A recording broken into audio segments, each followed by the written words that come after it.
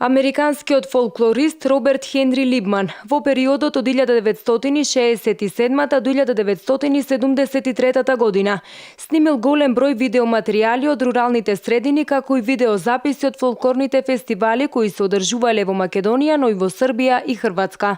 Еден дел од неговите етнолошки филмови, односно видеозаписи, денеска беа презентирани пред присутните во малата сала во Центарот за култура во рамките на 46-тото издание на Републичкиот фестивал на народни песни, игри и линденски денови. Имаме и видеозапис од теренски негови истражувања. Тоа ќе биде филм од селото Гари, каде што ќе се види изведба на Орото Тешкото пред една семејна куќа, каде што ќе се прикаже и играње на жена заедно со мажи во Орото Тешкото. Тоа ќе биде навистина еден интересен материјал. И имаме уште еден филм кој што е од 72 година од Балканскиот фестивал во Охрид.